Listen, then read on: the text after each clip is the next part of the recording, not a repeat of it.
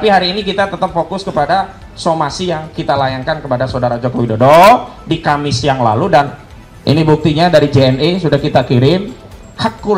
Bukan hakul yakin ya, Golabatuzon ya, dugaan kuat kami, surat itu sudah diterima oleh Saudara Joko Widodo. Bismillahirrahmanirrahim. Assalamualaikum warahmatullahi wabarakatuh. Terima kasih kepada rekan-rekan media yang sudah memenuhi undangan kami, yang memang hari ini kami sudah mengundang dalam agenda konferensi pers terkait somasi terbuka kepada Presiden RI ke-7 atas tuduhan ada orang besar di balik kasus ijazah palsu Jokowi.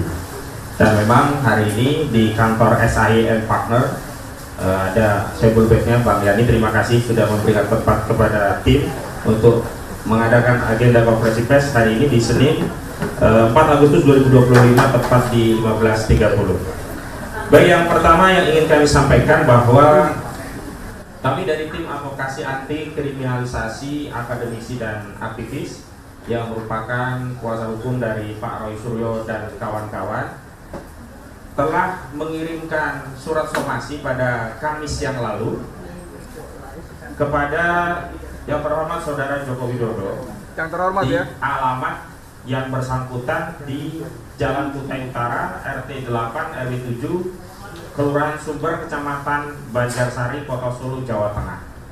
Jadi kita prediksi atau kita asumsikan dengan pos ya via JNE semestinya hari ini sudah diterima begitu, dan hari ini kami ingin menyampaikan apa yang menjadi somasi terbuka tadi karena ini berkaitan dengan statement Saudara Joko Widodo yang juga bersifat terbuka. Alhamdulillah di tengah-tengah kami sudah hadir dari tim advokasi. Yang di sebelah kanan saya adalah koordinator litigasi Bang Petrus Celestinus, sarjana hukum. Kemudian ada prinsipal klien kami Pak Roy Suryo. Kemudian ada juga tim advokasi kami Bang Jahmada Girsang SHMH. Kemudian juga ada Dr. Herman Kadir SHMU, termasuk Sebul Bed, Dr. Ahmad Yani SHMH, dan Bang Mulyadi SHMA yang merupakan bagian dari tim advokasi. Kemudian di sebelah kiri saya juga ada Bang Medi Juniarto SHCLA, anggota tim dari advokasi, dan ada juga Bang Rizal Fadilah SH, meskipun sering melakukan advokasi, tapi dalam kasus ini beliau ini terlapor ya. Jadi beliau juga klien begitu ya, terlapor tapi tidak diakui oleh Saudara Joko Widodo. Melaporkan peristiwa begitu muncul 12 nama, diantaranya ada Bang Rizal Fadilah, tapi Saudara Joko Widodo tidak mengakui.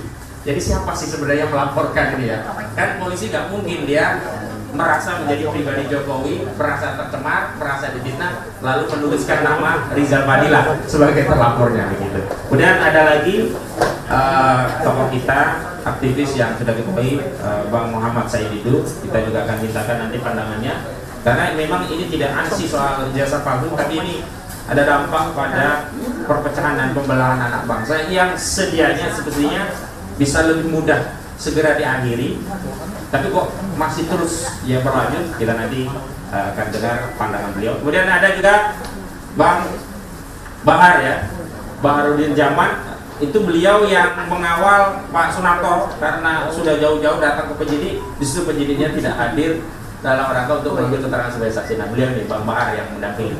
Dan juga ada Ibu Kurnia Tidoroyani, statusnya terlapor.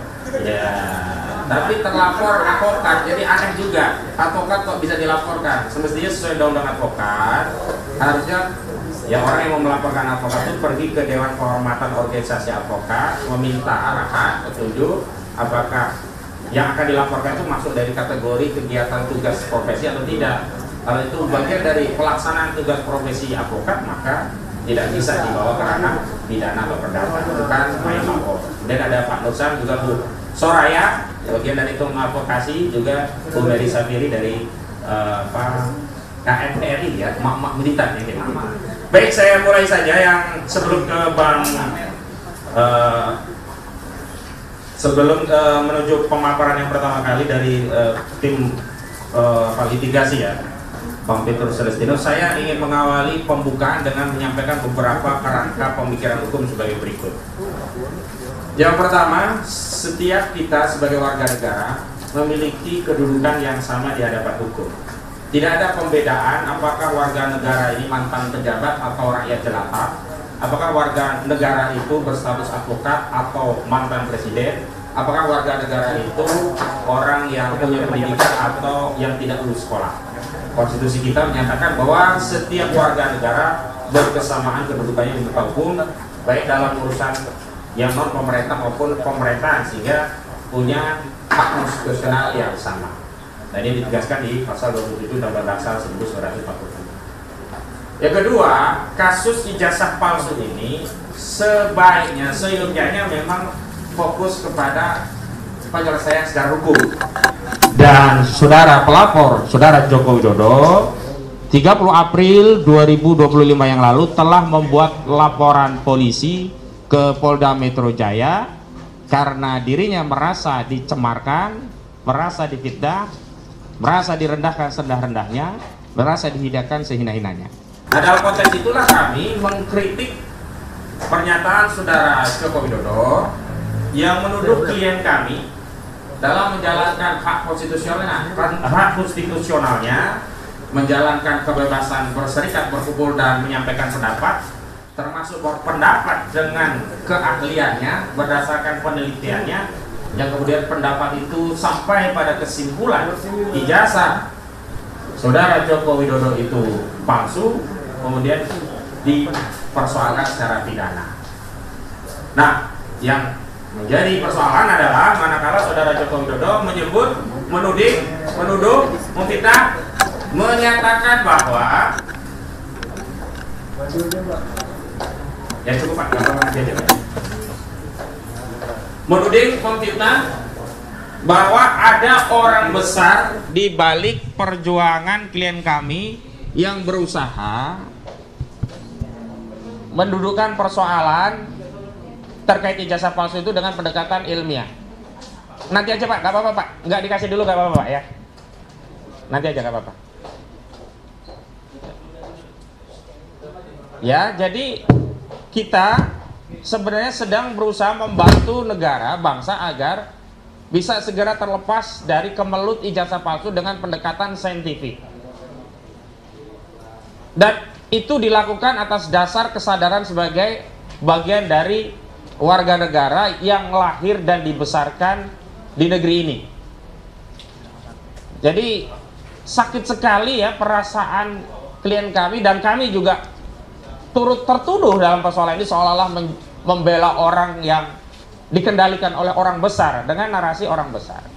Sekali lagi kami ingin menegaskan bahwa harusnya segala hal yang berkaitan dengan hukum selesaikan dengan hukum, dan tidak memperluas masalah politik ini menjadi pembelahan anak bangsa yang makin melebar.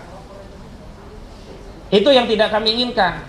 Dan kalau ingin menuntaskan masalah ijazah palsu ini, ya fokus dengan pembuktian, bukan dengan reuni misalnya. Karena reuni, mau sekali reuni, 2 kali reuni, bahkan 1000 kali reuni, itu tidak meningkatkan kualitas ijazah yang tadinya palsu misalnya ya, menjadi asli, nggak bisa. Ini sama dengan hadis. Hadis itu kalau sudah ada yang menyatakan dhaif, ada yang menjah, ada yang menyatakan orang yang meriwayatkan salah satu perawinya itu pendusta, maka meskipun dihadirkan 1000 hadis yang dhaif, itu bukan meningkat hadisnya menjadi sahih, justru makin parah. Itu makin mengkonfirmasi kedhaifan hadis itu. Dan hari ini kalau kita bicara tentang kesahihan sebuah dokumen ijazah, ya fokus kepada materi dokumen ijazah itu, di mana klien kami telah siap untuk terlibat meneliti kalau dikatakan sumbernya bukan langsung dari ijazah tersebut. Memang benar, pada 22 Mei 2025 yang lalu, Bareskrim Mabes Polri telah mengumumkan menghentikan penyelidikan kasus ijazah palsu yang dilaporkan oleh TPUA dengan menyatakan hasil tes laboratorium forensik Bareskrim Mabes Polri menyatakan bahwa ijazah saudara Joko Widodo ini identik gitu. Kami tidak soal kalau hasilnya adalah identik, tinggal berikan akses kepada klien kami untuk juga ikut meneliti objek yang diteliti oleh Bareskrim, sehingga nanti kalau ternyata klien kami menyatakan identik, selesai. Jika klien kami menyatakan memang beda dan makin menguatkan bahwa ijazah itu palsu, makin mengkonfirmasi bahwa ijazah itu palsu karena yang diteliti oleh Barreskrim ternyata tidak jauh beda dengan foto-foto yang selama ini sudah beredar, tidak jauh beda yang selama ini dengan dokumen yang sudah diupload di KPU, KPUD yang menjadi syarat untuk menjadi presiden dan juga kepala daerah. Jadi jangan salahkan jika hasil penelitiannya justru makin menguatkan bahwa ijazah tersebut palsu. Dan kalau nanti ada perbedaan, hasil dari Barreskrim asli, hasil dari klien kami palsu, bawa ke pengadilan, maka pengadilan yang akan memutus. Bukan seperti saat ini, dengan dihentikan di Barreskrim justru klien kami dikejar dengan pasal fitnah, pasal pencemaran, yang terakhir muncul 12 orang nama, tapi ketika nama-nama tersebut disodorkan kepada saudara Joko Widodo, dia tidak menyatakan melaporkan nama-nama tersebut, berdalih bahwa dia hanya melaporkan peristiwa, bukan orang. Padahal peristiwa pidana yang disambungkan adalah delik aduan. Mutlak harus ada pihak yang menjadi korban yang merasa tercemar, merasa terfitnah karena kekuatan menuntut secara hukum pada delik aduan, yakni pasal 310 dan 311 KUHP, itu ada pada kewenangan korban. Jika korban menyatakan tidak merasa terfitnah, tidak merasa tercemar, dan tidak menuntut terlapor, ya selesai. Polisi, jaksa tidak bisa bertindak untuk dan atas nama korban. Polisi dan jaksa hanya bisa bertindak untuk dan atas nama negara dalam kasus delik umum. Misalkan pembunuhan, melaporkan terjadi peristiwa pembunuhan, tidak tahu siapa yang membunuh, masuk akal. Lah ini melaporkan dirinya difitnah, dirinya dihinakan sehina-hinanya, direndahkan serendah-rendahnya, nama kok nggak muncul begitu loh. Itulah yang saya katakan dalam sejumlah media bahwa saudara Joko Widodo ini pengecut gitu ya. Mau melaporkan ya tentang fitnah pada dirinya tapi tidak berani sebut nama. Ketika sudah disodorkan 12 nama juga tidak dikatakan mana nama itu. Dan saya meminta Polda Metro Jaya kalau memang saudara Joko Widodo menyatakan bahwa bukan 12 orang itu yang dilaporkan dirinya, maka lepas ini terlapor ini, gak ada urusannya dengan proses hukum. Dan karena riuhnya masalah ini jadi sempat meluas sampai seorang penyanyi ya, Iwan Fals gitu ya, itu membuat polling di akun sosmednya, saya lupa itu akunnya apa namanya, Twitter atau yang lain ya, pokoknya akun sosmednya begitu. Justru dari hasil polling yang diadakan oleh Iwan Fals, 70% itu meyakini ijazah saudara Joko Widodo palsu, bahkan 72% gitu. Makanya jangan kemudian ya rakyat diadu dengan misalkan polling dari Denny JA yang menyatakan masyarakat masih percaya.